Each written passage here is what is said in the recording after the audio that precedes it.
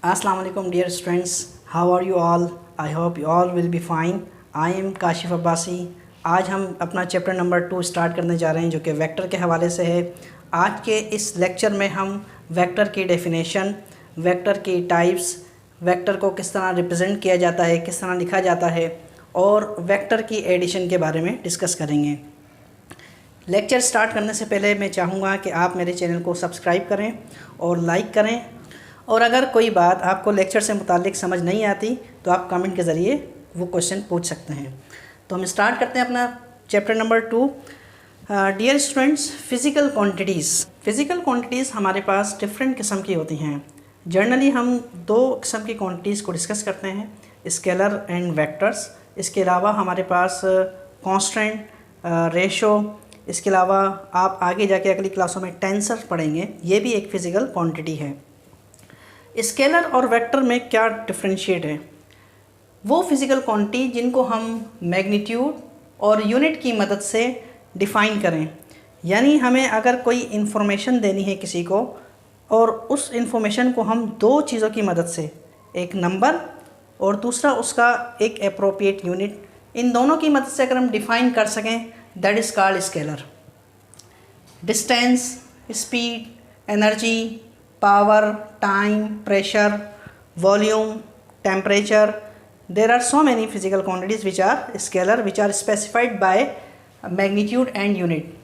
जैसे आपसे कहा जाता है कि आप 5 किलो चीनी लेकर आ जाएं, तो आप समझ जाते हैं कि जो 5 किलोग्राम आपने फिज़िकल क्वांटिटी बताई, it is a mass.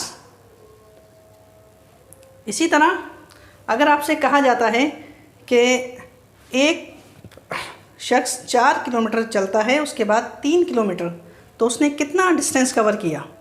Then you will say 4 kilometre plus 3 kilometre, it will be 7 kilometre, that is the distance. Scalar को ऐड करना और सब्ट्रैक्ट करना आसान है। स्केलर क्वांटिटीज़ को हम सिंबॉलिकली एक सिंपल लेटर से डिनोट कर देते हैं। वेक्टर्स क्या होते हैं? Vectors are those physical quantity which are specified by magnitude, unit and direction। Vectors को डिफ़ाइन करने के लिए इतना काफ़ी नहीं होता, क्योंकि हमारे पास कुछ ऐसी क्वांटिटीज़ हैं जिनकी डायरेक्शन तो होती हैं लेकिन वो वेक्टर्स नहीं होती हैं। जैसे current has a direction, it is not a vector, उसको हम स्केलर में शुमार करते हैं। Vectors are those quantity which ओबे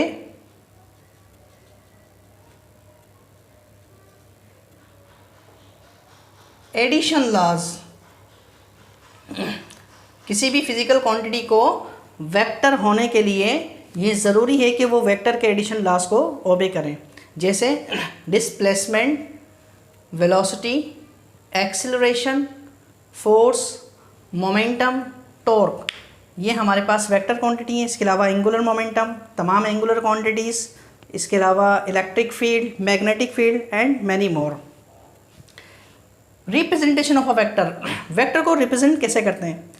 सिंबॉलिकली वेक्टर को रिप्रेजेंट करने का आसान तरीका तो ये है कि आप किसी भी किसी भी लेटर को आप बोल्ड कर दें, तो इससे ये पहचान हो जाती है कि आया ये स्केलर है वेक्टर। जैसे ये देखें, ये सिंपल एक लेटर लिखा हुआ है, और अगर इसी लेटर को हम बोल्ड कर दें, गहरा कर दें, तो इससे पता चलता है कि भाई ये वेक्टर है। या उस वेक्टर के ऊपर आप तीर, एरो का निशान बना दें, इससे भी पता चल जाता है। वेक्टर की मैग्नीट्यूड कैसे बताते हैं? वेक्टर की मैग्नीट्यूड हम बताते हैं ये साइन ऑफ मॉडुलस, और इसको हम इस तरह भी लिख सकते हैं। अगर ये साइन ऑफ मॉडुलस से बाहर आ जाएगा तो इस तरह लिखा जाएगा। This is the representation of a vector. अब हम बात करते हैं टाइप्स ऑफ अ वेक्टर की। टाइप्स ऑफ वेक्टर, हमारे पास डिफरेंट किस्म के वेक्टर्स होते हैं। जैसे पैरेलल वेक्टर्स, हम किन वेक्टर्स को कहते हैं? Two vectors are said to be parallel if they have same direction. जैसे ये आपके पास एक वेक्टर ए है और ये दूसरा वेक्टर बी है, तो ए और बी हमेशा पैरेलल कहलाएंगे, क्योंकि इनके दरमियान बनने वाला जो एंगल है वो 0 डिग्री। इसी तरह two vectors are said to be equal if they have same magnitude and same direction.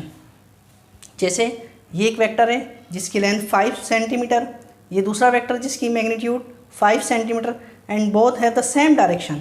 So these two vector are equal. Note one thing, equal vector always parallel, but two parallel vector not always equal. देखें, ये दो equal vector हैं, ये हमेशा parallel होंगे, लेकिन दो parallel vector कभी भी इक्वल नहीं होते क्योंकि इनकी मैग्नीट्यूड डिफरेंट है. Anti parallel vector, you know that anti parallel, एक उस राइट डायरेक्शन में, दूसरा उसकी अपोजिट डायरेक्शन में, यानी इन दोनों के दरमियान बनने वाला एंगल क्या होगा? 180 डिग्री. नल वेक्टर, ये आपने पढ़ा है मैट्रिक में, ऐसा वेक्टर जिसकी मैग्नीट्यूड 0 हो and it has any arbitrary direction. जैसे for example force acting on a body is 0. अब किसी भी सिस्टम के ऊपर जो फोर्स लग रही है वो 0 है, तो 0 मैग्नीट्यूड आई, it is called null vector. अब वो 0 मैग्नीट्यूड आ गई, अब आप उसको कोई भी डायरेक्शन दे दो, यानी ईस्ट डायरेक्शन में, वेस्ट डायरेक्शन में, कोई भी डायरेक्शन दे सकते हैं. इसी तरह यूनिफॉर्म वेलोसिटी के अंदर एक्सेलरेशन 0 होता है, it is also null vector. Unit vector, ऐसा वेक्टर जिसकी मैग्नीट्यूड यूनिटी यानी कि 1 हो, is called unit vector.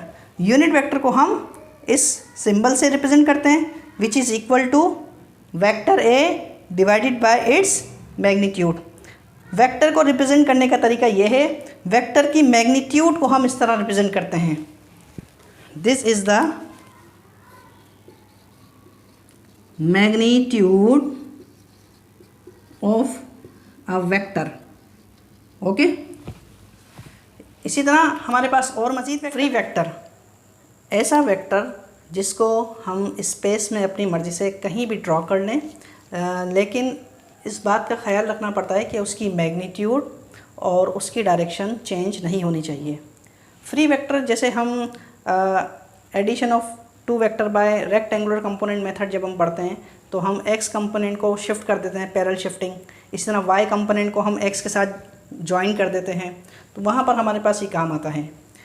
Position vector, ऐसा वेक्टर जो आपकी स्टार्टिंग और एंडिंग पोजीशन को डिफ़ाइन करें.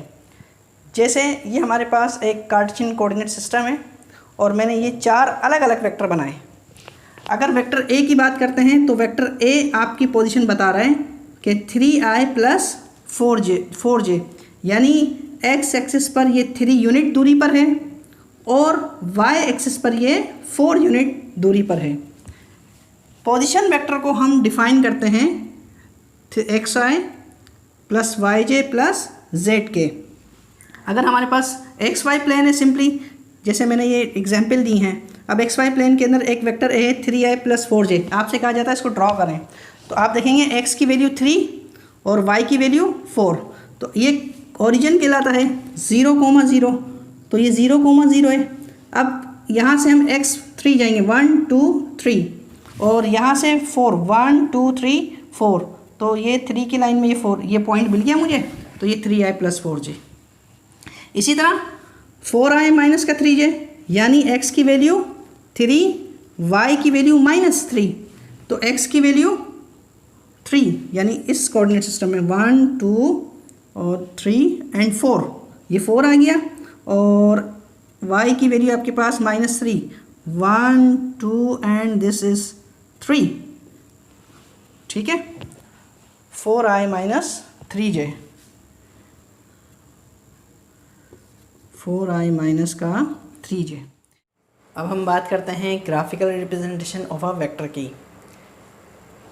ग्राफ के ऊपर जब हम किसी भी वेक्टर को ड्रॉ करते हैं तो ग्राफिकल रिप्रेजेंटेशन के अंदर हमने देख रहे हैं ये एक्स वाई कोऑर्डिनेट सिस्टम है जिसमें OP ये एक वेक्टर शो किया गया है. यहाँ से यहाँ तक स्टार्टिंग पॉइंट से लेकर टर्मिनेटिंग पॉइंट तक ये वेक्टर की लेंथ कहलाएगी. Let's say 5 kilometre is a length, that is the magnitude of a vector. और इसकी डायरेक्शन, ये एरो, हम इस एरो को मेजर करते हैं थीटा में with respect to x axis and counter clockwise like this. ये एरो बना हुआ है, तो theta is equal to 45. It defines the direction of a given vector. Vector को ऐड कैसे करते हैं, addition of vector. Addition of vectors की अगर हम बात करें तो हमारे पास 3 मेथड हैं, head to tail rule, law of parallelogram and analytical method. आज हम डिस्कस करते हैं head to tail rule. Dear student, a vector is graphically represented by an arrow in which O is called tail of the vector and P is called head of the vector। फर्ज किया मैं एक vector को draw करता हूँ। ये vector A है जिसकी लेंथ 4 किलोमीटर है, ठीक है, जिसमें ये स्टार्टिंग पॉइंट ये इसका टेल कहलाएगा और ये इसका हेड कहलाएगा। और ये मेरे पास एक दूसरा वेक्टर है B वेक्टर जिसकी लेंथ 3 किलोमीटर। आपसे कहा जाता है इन दोनों वेक्टर को ऐड करें। तो हेड टू टेल रूल के मुताबिक first you draw vector A in a given direction of a given magnitude, then join tail of second vector with the head of first vector and draw in a given direction. देखें, A vector मैंने बनाया, उसके बाद B vector मैंने बनाया।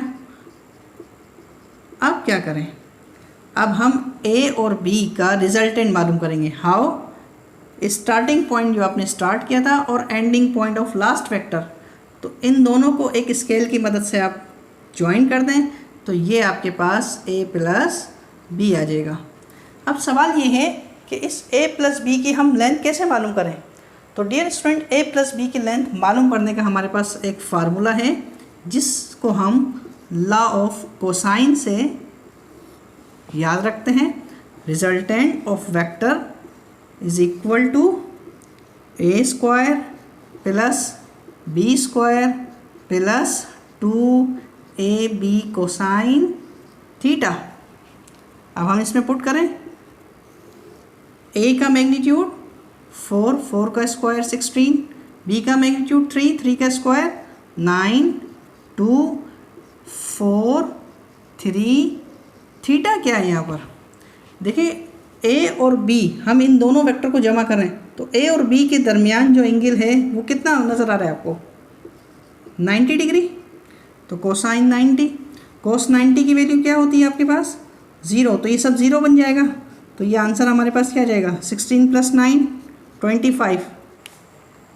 तो answer आया हमारे पास 5 किलोमीटर। तो ये थी वेक्टर की addition head to tail rule के मुताबिक। इसी तरह अगर आपके पास 2 से ज़्यादा वेक्टर आ जाएं, ये तो 2 वेक्टर हैं, यानी 3 वेक्टर आ जाएं, 4 वेक्टर आ जाएं, तो उनको भी ऐड करने का यही तरीका है कि पहले वाले वेक्टर को अगर आपने जोड़ना है सेकंड वाले वेक्टर में तो टेल को हेड से मिला दें। जैसे A में आपने B जमा किया तो टेल हेड से। इसी तरह अगर एक और वेक्टर में ड्रॉ करूँ, ये C वेक्टर, आपसे कहा जाए A में जमा करें B में जमा करें, तो ये A में B जमा किया, ठीक है। अब C वेक्टर जमा करना है। देखें, A वेक्टर, फिर ये B वेक्टर, फिर ये C वेक्टर, और फिर ये कहलाएगा आपका resultant vector A vector, B and C vector.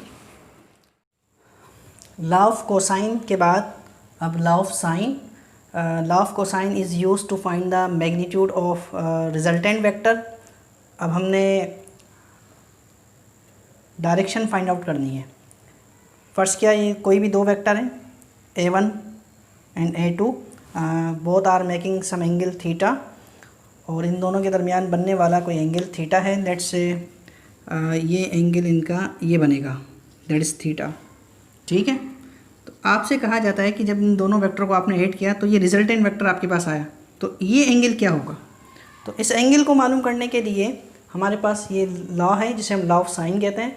A/sin alpha is equal to A1/sin beta is equal to A2/sin gamma. ये मैथमेटिकली प्रूफ है, मैं इसको प्रूफ नहीं करवाऊँगा। It is use to find the direction of a vector. So ये आज का हमारा लेक्चर था। मुझे उम्मीद है कि आपको वेक्टर्स के बारे में समझ आया होगा कि वेक्टर्स क्या होते हैं, वेक्टर की टाइप्स क्या होती हैं, वेक्टर को रिप्रेजेंट कैसे किया जाता है, ग्राफिकल रिप्रेजेंटेशन क्या होती है। इसके अलावा हमने वेक्टर की एडिशन को सिर्फ टच दिया है। अपने नेक्स्ट लेक्चर के अंदर हम subtraction of a vector multiplication of a vector by number और मज़ीद वेक्टर के बारे में डिस्कस करेंगे। जाते जाते अगेन मैं रिक्वेस्ट करूँगा कि प्लीज़ इस चैनल को सब्सक्राइब करें और लाइक ज़रूर करें। Thank you very much.